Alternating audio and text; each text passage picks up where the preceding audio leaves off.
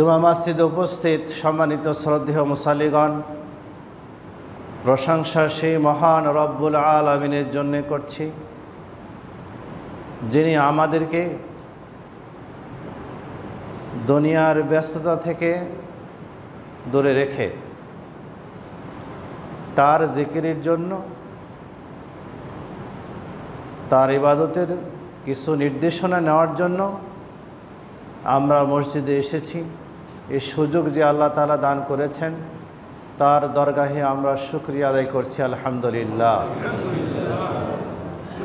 দরুদ ও তাসলিমা বর্ষিত হোক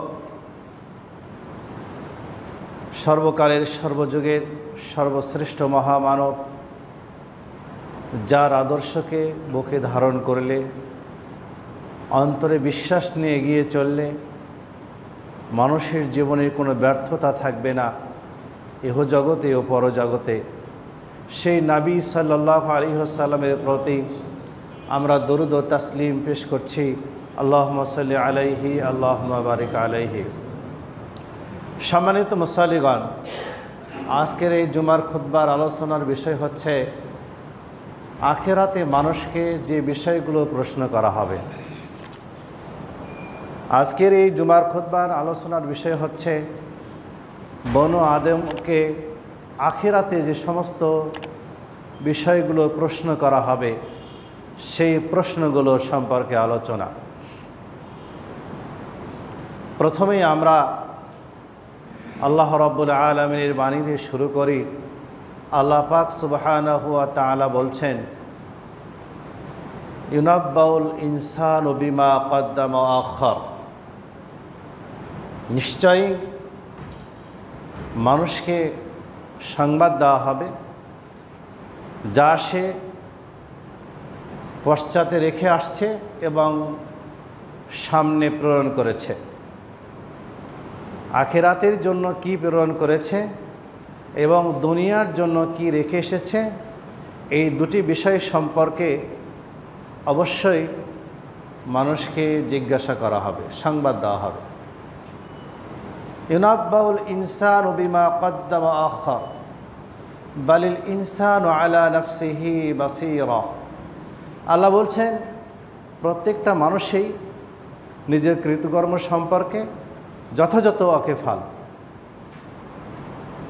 প্রত্যেকটা মানুষই তার কৃতকর্ম সম্পর্কে যথাযথভাবেই সে জানে, সে কি করেছে, কি করেছিল, তার পরিণাম কি হবে, এগুলো যথাযথভাবেই জানে। ওয়ালাউ আলকা মাআযীরা, যদিও তারা এত কিছু জানবার পরেও তারা বিভিন্ন অজর, এটা করিনি, এটা এই কারণে হয়েছিল, এটা করতে পারিনি, এই সমস্যা ছিল, এই ধরনের বিভিন্ন কারণ অজুহাত তারা পেশ করবে। ওয়ালাউ আলকা মাআযীরা, তারা বিভিন্ন অজুহাত পেশ করবে, কিন্তু জানে যে আসলে আমি কর্মগুলো কতটুকু আমার অজুহাত ছিল, কতটুকু আমার অজুহাত ছিল না, কতটুকু আমার প্রকৃতপক্ষে কারণ দর্শানো ছিল, কতটুকু কারণ দর্শানো ছিল না, এ সম্পর্কে সে নিজেই ভালো করে জানে। এরপরেও ওয়ালাউ আলকা মাআযীরা, এরপরেও সে বিভিন্ন ওজর পেশ করতে থাকবে।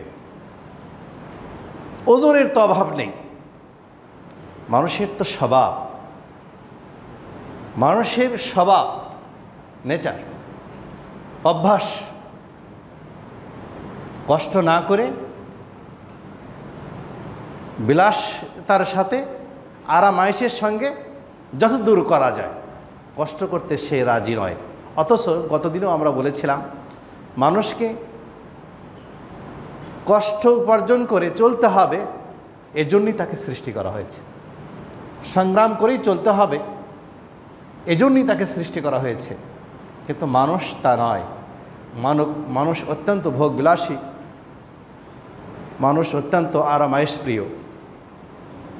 আল্লাহ বলছেন এই কথাটি যে বালিল ইনসানু আলা নাফসিহি বাসীরা, সে তার যে আরামায়েশের কারণে অন্যায় করেছে, ইবাদত বন্দেগী করেনি, সে ভালো করেই তা জানে। এরপরেও সে ওয়ালাউ আলকা মাযীরা, এরপরেও সে বিভিন্ন ওজর পেশ করতে থাকবে। মানুষ তার কর্ম সম্পর্কে জানে, এরপরেও ওজর পেশ করতে থাকবে। আর এই কারণেই আল্লাহ রাব্বুল আলামিনের পক্ষ থেকে যথাযথ ব্যবস্থা, অরব্বুকা আযজা ওয়া জাল্লা আ'লামু বিমা ফি সুদুরিল মুমিনিন, আমার রব যিনি, আমার পালনকর্তা যিনি, তিনি আমার অন্তরের, আমলের, অতীতের, ভবিষ্যতের, বর্তমানের সকল কর্ম সম্পর্কে আমার চেয়েও অধিজ্ঞাত, আমার চেয়েও বেশি জানেন। এরপরেও রব্বুল আলামিন বিভিন্ন সিস্টেমে, বিভিন্ন মাধ্যমে মানুষের এই কর্মগুলোকে রেকর্ড করে রব্বুল আলামিন রেখে দেন।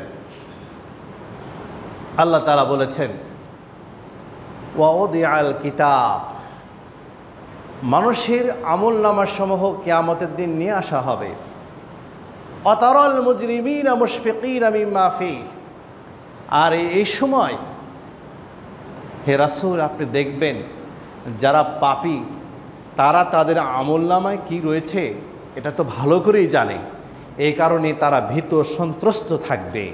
অতারাল মুজরিমিনা মুশফিকিনা মিম্মা ফীহ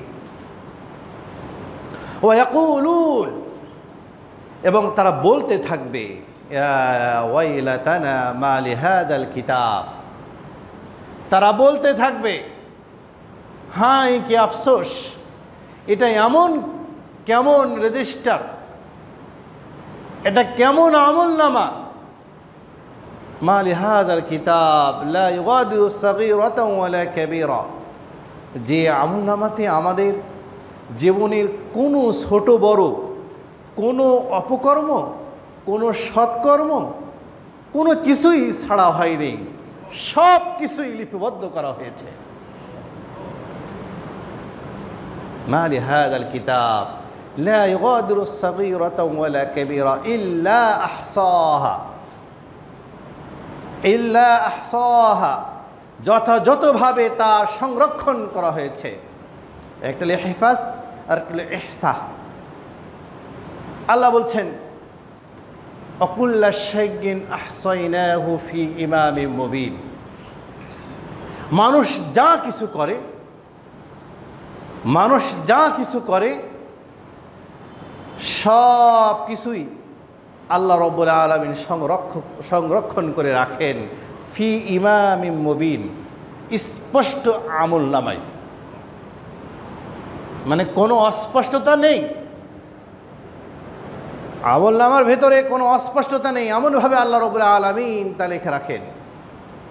আর অন্য জায়গায় বলছেন কুল্লা শাইইন আহসাইনাহু কিতাবা ফাযুকু ফালান নাযীদাকুম ইল্লা আযাবা ওয়া কুল্লা শাইইন আহসাইনাহু কিতাবা, মানুষের সব কিছু আমলনামাকে আমি রব্বুল আলামিন সংরক্ষণ করে রাখি সংরক্ষিত ফলকে। ফাঁকি দেওয়ার জায়গা নেই, ফাঁকি দেওয়ার সুযোগ নেই। আর এই চিন্তা যখন কোনো মানুষের ভিতরে হবে যে আমার রব, আমি যা কিছু করি, যা কিছু আমল করি, যা কিছু বলি, যা কিছু দেখি, সব কিছু রেকর্ড করে রাখছেন। মা ইয়ালফিদু মিন কওল ইল্লা লাদাইহি রাকিবুন আতীদ, আমি মুখ দিয়ে যা বের করি না কেন, আমি মুখ দিয়ে যা বের করি না কেন, ইল্লা লাদাইহি রাকিবুন আতীদ, একেবারে সদা প্রস্তুত রকিব, সদা প্রস্তুত পাহারাদার আমার আমলনামাগুলোকে সব সময় লিপিবদ্ধ করছেন। ইল্লা লাদাইহি রাকিবুন আতীদ, রাকিব মানেই তো একটা কথা সংরক্ষণশীল, আবার আতীদ বলেছেন আল্লাহ। রকিব মানেই সংরক্ষণকারী, আবার তারপরে আতীদ বলেছেন। তার মানে চোখের পলকের সময় পরিমাণও আমার জীবন থেকে বেরিয়ে যায় না যা লিপিবদ্ধ করা হয় না। সব কিছুকেই লিখে রাখেন। আর এই লিখে রাখার তাই হচ্ছে মানুষের জীবনের জবাবদিহিতা। এই জবাবদিহিতাই হলো আখিরাত। জবাবদিহিতা না থাকলে মানুষের মূল্যায়ন থাকতো না, মানুষ সৃষ্টির কোনো মূল্যায়ন থাকতো না। মানুষকে যে আল্লাহ সৃষ্টি করেছেন মানুষ হিসাবে তাকে মূল্যায়ন করা যেত না। এই জন্য প্রত্যেকটি জায়গায়, প্রত্যেকটি অফিসে, প্রত্যেকটি আদালতে, সব জায়গাতেই যদি জবাবদিহিতা থাকে কাজ দিয়ে, বস তোমার এই কাজ, তোমাকে এটা করতে হবে, এই সময়ের মধ্যে করতে হবে, এইভাবে করতে হবে, না করলে এই পানিশমেন্ট হবে, এই শাস্তি হবে, এটাই হচ্ছে মানুষকে সোজা করার একটা উপায়। মানুষের কর্মনিষ্ঠা ওর উপরে অটুট রাখার একটা উপায়। আল্লাহ বলছেন অকুল্লা ইনসানিন আলজামনাহু তাইরাহু ফি উনুকিহি। মানুষ যা কিছু করে, মানুষের প্রত্যেকটি কর্মকে তার গ্রীবাদেশে লটকানো হয়, তার গ্রীবাদেশে ঝুলানো হয়। অকুল্লা ইনসানিন আলজামনাহু তাইরাহু ফি উনুকিহি ওয়া নুখরিজ লাহু ইয়াওমাল কিয়ামা। এবং কিয়ামতের দিনে ওইটা তার সামনে উন্মুক্ত করে পেশ করা হয়, খোলা অবস্থায় পেশ করা হয়। নুখরিজ লাহু ইয়াওমাল কিয়ামাতি কিতাবান ইয়ালকাহু মানশুরা। একেবারে খোলা অবস্থায় বলা হয় যে তোমার আমলনামা, ক্লোজ নয়, ওপেন, খোলা চিঠি, ওপেন চিঠি। আল্লাহ বলে এই তো আলকাহু মানশুরা। এবার বলা হয় ইকরা কিতাবাক, পড়ো তোমার আমলনামা, পড়ো তোমার আমলনামা। কাফা বিনাফসিকা ইয়াওমা আলাইকা হাসিবা। আজকের তোমার এই আমলনামার হিসাবের জন্য তোমার বিবেকেই যথেষ্ট, তুমি যথেষ্ট যে তুমি যা করছো এর প্রাপ্যতা তোমার কি রয়েছে, তুমি কি পাবে, এটা তোমার জন্য যথেষ্ট। আজকে অন্য কিছু দরকার নেই, অন্য কিছু দরকার নেই। তুমি যা করেছ তুমি নিজেই বিবেচনা করে দেখো, তুমি তার এই শাস্তির প্রাপ্যতা তোমার কি, তোমার কর্মের কি তোমার প্রতিদান রয়েছে, এটা তুমি চিন্তা করো। কাফা বিনাফসিকা ইয়াওমা আলাইকা হাসিবা। তোমার হিসাবের জন্য আজকে তুমি যথেষ্ট, তোমার আমলনামার হিসাবের জন্য তুমি যথেষ্ট। এভাবে আল্লাহ রাব্বুল আলামিন মানুষের কাছে তার আখিরাতের বিষয়টাকে সুন্দর করে পেশ করেছেন যে দেখো মানুষ, তোমাদের জীবনের একটি পরিসমাপ্তি আছে। পরিসমাপ্তি এই নয় যে মরে গেলাম, শেষ হয়ে গেলাম, তা নয়। তোমাদের একটা জীবনের পরবর্তী একটা স্টেপ রয়েছে, যে স্টেপটা এই দুনিয়ার চেয়ে অগণিত, দুনিয়ার সাথে তুলনা করা যাবে না। সেই সময়ের সুখের তুলনা করা যাবে না দুনিয়ার তুলনায়, সেই সময়ের দুঃখের তুলনা করা যাবে না দুনিয়ার দুঃখের তুলনায়। ওখানকার কষ্টের কথা দুনিয়ার কষ্টের তুলনায় হবে না। এখানকার কষ্টের তুলনায় আখিরাতের কষ্ট অনেক গুণ বেশি। এখানকার সুখের তুলনায় সেখানকার অনেক সুখ বেশি। এখানকার জীবনের তুলনায় সেখানকার জীবনের সীমাহীন জীবন। সেটা তোমার মাথায় রাখো, সেই চিন্তা তোমার মাথায় রাখো। এই চিন্তাগুলো আল্লাহ রাব্বুল আলামিন কোট করে আমাদেরকে থ্রু করেছেন, আমাদেরকে জানিয়ে দিয়েছেন। আর দেখুন কোরআন মাজিদে প্রথমে আল্লাহ তাআলা বলছেন আল্লাযীনা ইউমিনুনা বিল গায়ব। গতকাল আমরা আলোচনা করছিলাম যে ঈমান যে বিষয়টা, মানুষের ঈমান যে বিষয়, ঈমানের যে মৌলিক বিষয়গুলো রয়েছে, রুকুন রয়েছে, স্তম্ভ রয়েছে, সবগুলোই অদৃশ্যের সাথে জড়িত, গায়বের সঙ্গে জড়িত। ওখানে আল্লাযীনা ইউমিনুনা বিল গায়ব ওয়া ইয়াকিমুনাস সালাতা ওয়া মিম্মা রাযাকনাহুম ইউনফিকুন। গায়বের বিষয়গুলো প্রতি ঈমান যখন মানুষের আসবে তখন সে একজন খাঁটি মুমিন হবে, যে আমার আমল অদৃশ্য থেকে লেখা হচ্ছে, আমার যা করছি সবগুলো রেকর্ড করা হচ্ছে, আমার এর জন্য হিসাবের সম্মুখীন হতে হবে। এই জন্য আল্লাহ বলছেন ওয়াবিল আখিরাতি হুম ইউকিনুন। আগে বলছে আল্লাযীনা ইউমিনুনা বিল গায়ব, প্রথম ইমানের কথা, পরে ইয়াকিনের কথা। ওয়াবিল আখিরাতি হুম ইউকিনুন, যে যারা আখিরাতে ইয়াকিন রাখে, ইলমে ইয়াকিন। আল্লাহ বলেনি কাল্লা লাউ তা'লামুনা ইলমাল ইয়াকিন, একেবারে সচক্ষে দেখার মতো জ্ঞান। কোনো বিষয়কে সচক্ষে দেখলে যেরকম বিশ্বাস জন্মে, অনুরূপভাবে আখিরাতের বিষয়গুলোকেও সচক্ষে না দেখার মতো বিশ্বাস স্থাপন না করা পর্যন্ত তার ঈমান পরিপূর্ণ হবে না। এজন্য আমরা বলছিলাম যে আমরা তো মরে যাব। আল্লাহ তাআলা কোরআনে বলছেন ফারাব্বিকা লানাসআলান্নাহুম আজমাইন আম্মা কানু ইয়ামালুন। সূরা হুজুরের 92 নম্বর আয়াত আল্লাহ তাআলা বলছেন, তোমার রবের শপথ করে বলছে, আল্লাহ বলছেন তোমার রবের শপথ করে বলছে লানাসআলান্নাহুম আজমাইন, তোমরা সকলেই সেদিন জিজ্ঞাসিত হবে, তোমাদের প্রত্যেককে সেদিন জিজ্ঞাসা করা হবে আম্মা কানু ইয়ামালুন, যে তোমরা কি আমল করেছো, সব আমল সম্পর্কে তোমাদেরকে জিজ্ঞাসা করা হবে। দেখুন, আমরা যখন দুনিয়াতে এসেছিলাম, দুনিয়াতে আসার পূর্বে কিন্তু আমরা একটা বিষয়ের অঙ্গীকার করে আল্লাহর কাছে এসেছিলাম। আল্লাহ বলেছিলেন আলাস্তু বিরাব্বিকুম, আমি কি তোমাদের রব নই, আমি কি তোমাদের প্রভু নই, আমি কি তোমাদের পালনকর্তা নই? ক্বালু বালা শাহিদনা। দুনিয়াতে আসার পূর্বেই আমরা আল্লাহর কাছে অঙ্গীকার করে এসেছিলাম যে হ্যাঁ, আপনি আমার রব, আপনি আমার রব। এই কথা, এই অঙ্গীকার আমরা দিয়ে এসেছিলাম। তা আল্লাহ বলেন এই অঙ্গীকার তোমাদেরকে কেন নিয়েছিলাম? আন তাকুলু ইয়াউমাল কিয়ামাতি ইন্না কুন্না আন হাযা গাফিলিন। সূরা আরাফের 172 নম্বর আয়াতে আল্লাহ তাআলা বলছেন, যাতে করে তোমরা এই কথা বলতে না পারো কিয়ামতের দিনে। আল্লাহ তাআলা আমাদের রূহের জগতে অঙ্গীকার নিয়েছেন, দুনিয়ার জগতে তার আমল, পরকালীন জীবনের প্রথম স্টেপে ওই রব সম্পর্কেই প্রশ্ন। প্রথমে আমরা যখন দুনিয়াতে আসিনি, তখন আমাদের কাছ থেকে প্রশ্ন, অঙ্গীকার নিয়েছিলেন যে আমি কি তোমাদের রব নই? ক্বালু বালা শাহিদনা। আমরা সকলেই বলেছিলাম আমরা আপনারকে রব হিসাবে স্বীকৃতি দিলাম, সাক্ষ্য দিলাম, আপনি আমাদের রব। ওয়া আশহাদাহুম আলা আনফুসিহিম, আমরা প্রত্যেকেই আমাদের বিরুদ্ধে সাক্ষ্য দিয়েছিলাম। আমাদের তবিয়ত এটাকে সাপোর্ট করেনি, কিন্তু রব যেহেতু তিনি আমার, তাই আমরা বলেছিলাম হ্যাঁ আপনি আমাদের রব।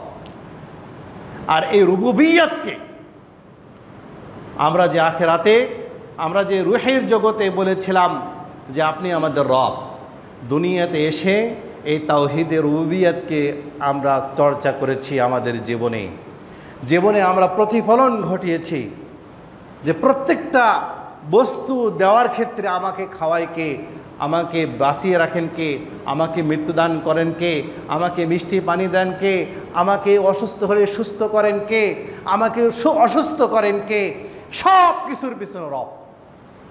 এজন্য সূরা বাকারার 21 নম্বর আয়াতে প্রথমেই যে ইবাদতের কথা, ইয়া আইয়ুহান নাস উবুদু রাব্বাকুম, হে ঈমানদারগণ, হে মানুষেরা, তোমরা ইবাদত করো তোমাদের রবের। কোরআনে অন্য জায়গায় বলছেন ফালা নাসআলান্নাল্লাযীনা উরসিলা ইলাইহিম ওয়ালা নাসআলান্নাল মুরসালিন, যাদের কাছে রসুল প্রেরণ করা হয়েছে তাদেরকেও জিজ্ঞাসা করা হবে, আর রসুলদেরকেও জিজ্ঞাসা করা হবে। আমাদের কাছে রসুলগণ এসেছেন, তারা কি মিশন নিয়ে এসেছিলেন সেই বিষয়ে আমাদেরকে জিজ্ঞাসা করা হবে, আর রসুলগণকে জিজ্ঞেস করা হবে মাযা আজিবতুম, যে তোমাদের ডাকে তোমার উম্মতগণ সাড়া দিয়েছিল কিনা। আর রসুলগণ এসেছিলেন আলাস্তু বিরাব্বিকুম, এটাকে প্রতিষ্ঠিত করবার জন্যে। এজন্য দুনিয়া থেকে যাওয়ার পরেই, দুনিয়া থেকে বিদায় নেওয়ার পরেই প্রথম আপনার প্রশ্ন হলো মান রব্বুকা, কবরের প্রশ্ন। ওই যে আখিরাতে আমরা রূহের জগতের প্রথম অঙ্গীকার, দুনিয়ার বাস্তবায়ন, আর আখিরাতের প্রথম স্টেপেই প্রশ্ন হলো যে তোমরা তোমাদের সেই অঙ্গীকার আগে ঠিক রাখছিলা কি না, সেই কথা আগে বলো। তোমরা তোমাদের সেই অঙ্গীকারকে ঠিক রেখেছিলে কিনা? মান রব্বুক, তোমার প্রতিপালক কে? এর জবাবটা আগে দাও। আমরা এই তাওহীদের রুবুবিয়াতকে ভুলে গিয়েছি, যে আমার আল্লাহ আমাকে খাওয়ান, আমার আল্লাহ আমাকে দেন, আমার আল্লাহ আমাকে জীবন দান করেন, আমার আল্লাহ আমাকে সুস্থ রাখেন, আমার আল্লাহ আমাকে অসুস্থ করেন, আল্লাহ আমাকে ক্ষমতা দেন, আমাকে ক্ষমতা থেকে হটান, আমাকে সম্মান দেন, আমাকে সম্মান থেকে হটান, আমাকে সম্মানহানি করেন, আবার তিনি আমাকে সম্মান দিয়ে প্রতিষ্ঠিত করেন, আমাকে সম্পদ দেন, আবার আমার কাছ থেকে সম্পদ ছিনিয়ে নেন। এই বিশ্বাস কেবল আল্লাহর উপরে না থাকা পর্যন্ত তাওহীদের রুবুবিয়ত প্রতিষ্ঠা হবে না। আর এই বিশ্বাস নাই বলেই আজকে আমরা মানুষ নই, পশুতে পরিণত হয়েছি। তো কবরের প্রথম প্রশ্ন, মান রব্বুক, তোমার রবকে? আল্লাহ কোরআনে কি বলেননি, ইয়া আইয়ুহাল ইনসান মা গররাকা বিরব্বিকাল কারীম, হে মানুষ তোমাদের কি হলো যে তোমাদের রবের, মহিমান্বিত রবের স্মরণ থেকে তোমরা ভুলিয়ে রয়েছ? মা গররাকা, তোমাদেরকে কিসে প্রতারিত করছে? কোন জিনিসে তোমাদেরকে প্রতারিত করছে? বিরব্বিকাল কারীম, তোমাদের মহিমান্বিত রব থেকে। আল্লাযী খালাকাকা ফাসাওয়াকা ফাআদালা, যিনি তোমাকে সৃষ্টি করেছেন, তোমাকে সুন্দর করে সৃষ্টি করেছেন, তোমার রিজিকের ব্যবস্থা করেছেন। এরপর আলোচনা, কাল্লা বাল তুকাজ্জিবুনা বিদ্দীন, মানুষ কখনোই নহে, তোমরা এটাকে মিথ্যায় প্রতিপন্ন করেছ। ওয়া ইন্না আলাইকুম লাহাফিজিন, আর এই কারণে আমি রব্বুল আলামিন তোমাদের উপরে সংরক্ষণকারী নিয়োজিত করে রেখেছি। কিরামান কাতিবিন ইয়ালামুনা মা তাফআলুন, দুইজন সম্মানিত লেখক, তোমরা যা করছো সবগুলোই লিপিবদ্ধ করছে। তাহলে আখিরাতের মানজিলের আউয়াল মানজিল ফিল আখিরা, আখিরাতের প্রথম মানজিল হলো কবর। কবরের প্রথম প্রশ্ন হলো মান রব্বুক, তোমার রব কে? তোমার প্রতিপালক কে? তোমাদেরকে কে প্রতিপালন করেন? আল্লাহ বলেন, ইয়া আইয়ুহান নাসু উবুদু রাব্বাকুমুল্লাযী খালাকাকুম, তোমাদের রব তিনি, যিনি তোমাদেরকে সৃষ্টি করেছেন। তারপরে আল্লাহ বলছেন, আল্লাযী জাআলা লাকুমুল আরদা ফিরাশা, তিনি তোমাদের জন্য জমিনকে বিছানা হিসেবে বিছিয়ে দিয়েছেন। ওয়াস সামাআ বিনা, আকাশকে তোমাদের জন্য ছাদ হিসেবে দিয়েছেন। ওয়া আনজালা মিনাস সামাই মাআন, এবং আকাশ থেকে পানি বর্ষণ করেছেন। রিজকাল লাকুম, তোমাদের রিজিক দেওয়ার জন্য। সুবহানাল্লাহ বিহামদিহি, আল্লাহ চমৎকারভাবে রবের সংজ্ঞা দিয়েছেন এইভাবে। ফাখরাজা বিহি মিনাস সামারাতি রিজকাল লাকুম ফালা তাজআলু লিল্লাহি আনদাদা ওয়া আনতুম তা'লামুন। এত কিছু যিনি করেন, তাকে ছাড়া আর অন্য কাউকে ডাকা যায় না, অন্য কারো দাসত্ব করা যায় না, অন্য কাউকে রব হিসাবে মানা যায় না। এই কারণেই ফেরাউন বলেছিল, আনা রব্বুকুমুল আলা। ও আল্লাহ বলেনি, ফেরাউন বলেছিল, আনা রব্বুকুমুল আলা, আমি বড় প্রতিপালক, আমি মিশরবাসীকে খাওয়াই, মিশরবাসীকে সুবিধা অসুবিধা আমি দেখি, মিশরবাসী আমার কথা শুনবে না। ফাআখাযাহুল্লাহু নাকালাল আখিরাতি ওয়াল উলা, এই কথা বলার কারণেই আল্লাহ রাব্বুল আলামিন দুনিয়া ও আখিরাতের শাস্তি দিয়ে তাকে পাকড়াও করবেন। তাহলে এরকম রবের আসনে যে কত লোক বসে গেছে, আর আমাদের অন্তর থেকে যে কাউকে কাউকে কীভাবে বসিয়ে দিয়েছি, আমাদের মনের অজান্তেই অথবা জানতেই আমরা নিজেরাও তা বুঝতে পারছি না। তো কবরের এই প্রশ্নের উত্তর দেওয়া, প্রথম প্রশ্নের এই উত্তর দেওয়া সম্ভব হবে না যতক্ষণ পর্যন্ত না তাওহীদের রুবুবিয়্যাত নিজের ভিতরে প্রতিষ্ঠিত না হয়েছে। এরপরে দ্বিতীয় প্রশ্ন, আমা দীনুক, আখিরাতের মানজিলের দ্বিতীয় প্রশ্ন হলো আমা দীনুক, তোমার দিন কি, তোমার আদর্শ কি? পৃথিবীতে অদ্যবধি, পৃথিবীতে এত বিশৃঙ্খলা, এত অর্থ সম্পদ নিয়ে কারাকারি, এত বিশৃঙ্খলা, মানুষকে মারা, মানুষকে হত্যা করা, সব কিছুর পিছনে কিন্তু একটা আদর্শিক দ্বন্দ্ব রয়েছে। সব কিছুর পিছনে কিন্তু একটা আদর্শিক দ্বন্দ্ব। ইহুদিরা তাদের ইহুদি ধর্মকে, ইহুদি আদর্শকে টিকিয়ে রাখতে চায়। খ্রিস্টানরা তাদের খ্রিস্টানদের আধিপত্যকে বিস্তার করতে চায়। হিন্দুরা তারা তাদের ক্ষমতার দাপটে গোটা পৃথিবীকে দমিয়ে রাখতে চায়। কেবল মুসলিমরাই তাদের কোনো দাপট নাই, তাদের কোনো আদর্শ নেই, তাদের কোনো চিন্তা নেই, তাদের আধিপত্যকে ছিনিয়ে নেওয়া হচ্ছে, তাদের ক্ষমতাকে কেড়ে নেওয়া হচ্ছে, তারা তাদের আদর্শের উপরে টিকে না থাকার কারণে এটা বোঝে না। আর এই আদর্শটাই হলো দিন, যে কোন আদর্শের উপরে ছিলে। কারণ পৃথিবীর বুকে কোনো আদর্শকে আমি সাপোর্ট করিনি। আল্লাহ বলছেন পৃথিবীর বুকে কোনো আদর্শকে আমি সাপোর্ট করিনি। আল ইয়াউমা আকমালতু লাকুম দীনাকুম ওয়া আতমামতু আলাইকুম নি'মাতি ওয়া রাদিতু লাকুমুল ইসলাম দীনা। পৃথিবীর বুকে কেবল ইসলামী আদর্শটাকেই আদর্শ হিসাবে, মডেল হিসাবে আমি রব্বুল আলামিন পছন্দ করেছি, ওটার প্রতি সন্তুষ্ট হয়েছি, ওটাকে মনোনীত আদর্শ হিসাবে আমি রব্বুল আলামিন স্বীকৃতি দিয়েছি। সুবহানাল্লাহি ওয়া বিহামদিহি ইন্নাদ দীনা ইনদাল্লাহিল ইসলাম। আপনি যদি চুল কাটেন, চুল কাটারও একটা আদর্শ আছে। আপনি যে কাপড় পরেন, কাপড় পরারও একটা আদর্শ রয়েছে। আপনি যে বাড়িতে ঢোকেন, বাড়িতেও একটা আদর্শ রয়েছে। এ সব কিছুর পিছনেই যে আদর্শটা কাজ করে সেটা হলো দ্বীন, সেটা হলো ইসলামী আদর্শ। এটা হলো জীবন চলার একটা পথ। এটা যদি আপনি সঠিক না হয় তো আমার দ্বীনুক, আখেরাতের ওই প্রশ্নের জবাব দিতে পারবেন না। দ্বিতীয় প্রশ্ন আমাদের জানাই নেই, আমরা শুধু দ্বীন বলতে ধর্ম বলি। শুধু ধর্মর আসলে ধর্মর ব্যাখ্যাটা, ধর্ম এটা সংস্কৃতি শব্দ। আপনারা যারা শিক্ষিত মানুষ হয়েছেন, ধর্ম আর আদর্শ এক নয়। ধর্ম আর আদর্শ এক নয়। ধর্ম বলতে যতদূর আমি বুঝি, আধ্যাত্মিক সাধনার নামই হচ্ছে ধর্ম, যাতে দুনিয়ার সাথে তার কোনো সম্পৃক্ত নেই।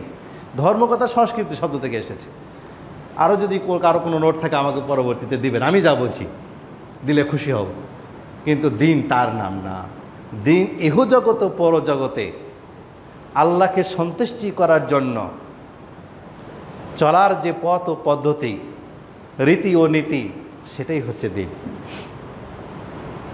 ধর্ম না। দ্বীন দ্বীনই। দ্বীনের অনেক ব্যাখ্যা রয়েছে। দ্বীনের অর্থ প্রতিদান, দ্বীনের অর্থ আখেরাত, দ্বীনের অর্থ মানে আরও অনেক কিছুই হয়। ফেরকা হয়, দল হয়, অনেক কিছুই হয়। কিন্তু প্রকৃত পক্ষেই দ্বীন অর্থ যেখানে আল্লাহ বলছে ওমা দীনুক, কবর যে প্রশ্ন করা হবে ওমা দীনুক, এই প্রশ্নটা তখন করা হচ্ছে যখন আবার আপনার রুহুটাকে আপনার ভেতরে পুনরায় দেওয়া হচ্ছে। আপনার তো রুহু একবার কবজ করে নিয়ে গেল, এবার কবরে থাকলেন, এরপরে ফেরেশতারা আপনাকে রুহুটা আবার দেওয়া হবে, এরপরে আপনাকে প্রশ্ন করা হচ্ছে ওমা দীনুক। ওলট পালট কিছু হবে, ওমা দীনুক, তোমার দিন কি। এরপরে তৃতীয় প্রশ্ন মান হাযা রাজুলুল্লাযী বা'আসা ফীকুম। কথাগুলো খুব সহজ, এই প্রশ্ন তো সবাই জানি। আল্লাহ রাব্বুল আলামিন তো প্রশ্ন আউট করে দিয়েছে, তো অ্যান্সার দিতে সমস্যা কোথায়? ভেজাল আছে। অনেক প্রশ্নই আউট করা থাকে উত্তর, তারপরে পরীক্ষার খাতায় লেখা সম্ভব নয়। ওই এখন ওই যে ছাত্রদের জন্য ওই প্যাসেজ অ্যান্সার দিতে বলে, যে ওই ওর ভিতরেই আছে, খুঁজে খুঁজে অ্যান্সার দাও।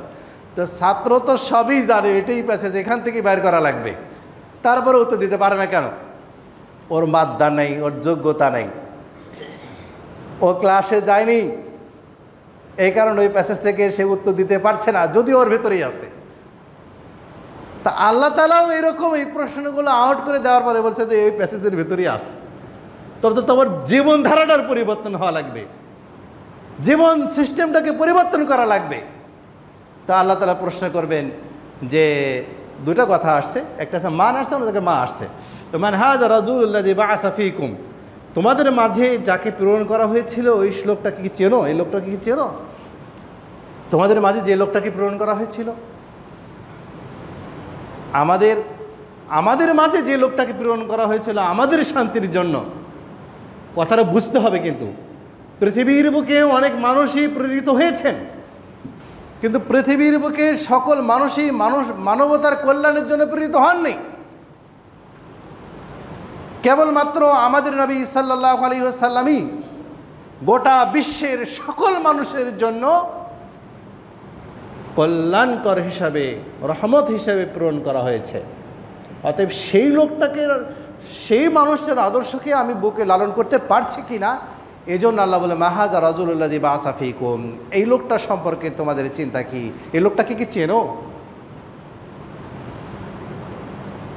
তা আমরা তো দেখিনি, চিনব কোথায় থেকে? আমার চিনব কোথায় থেকে?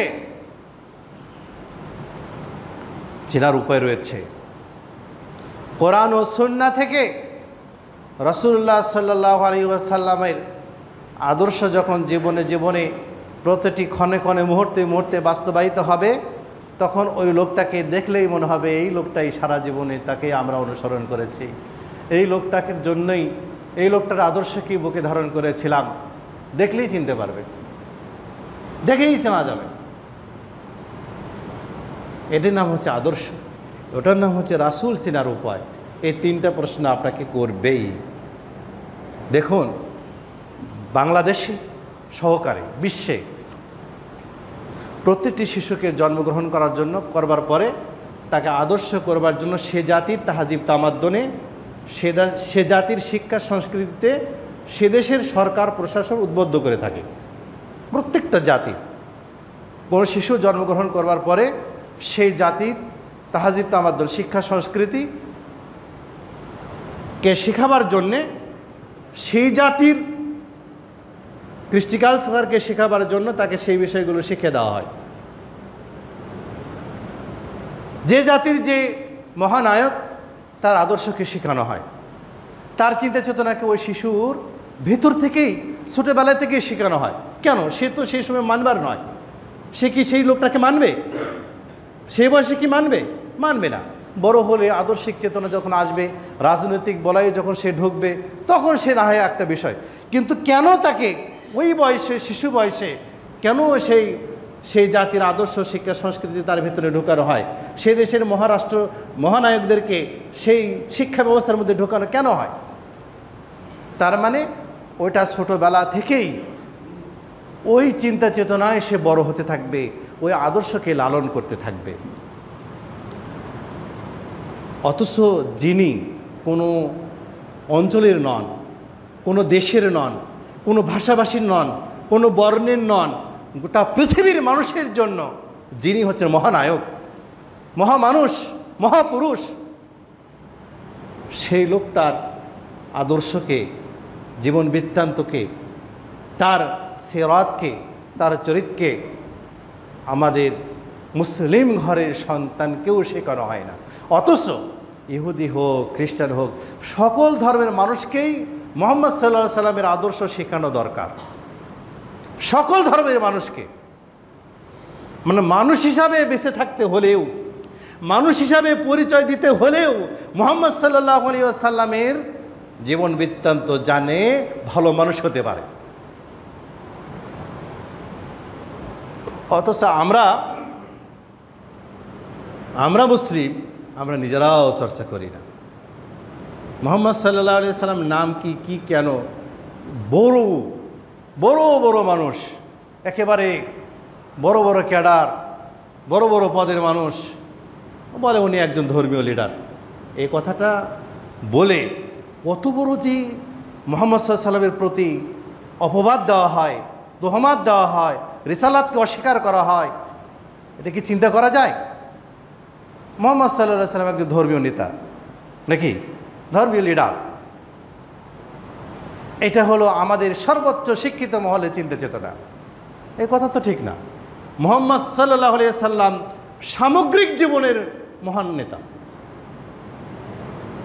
এটার স্বীকৃতি দিতে হবে।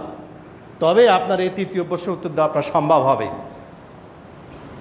ওমান হাযা রাসূলুল্লাযী বা'আসা ফীকুম, তোমাদের মধ্যে যে লোকটি প্রেরিত হয়েছেন এই লোকটাকে কি চেনো?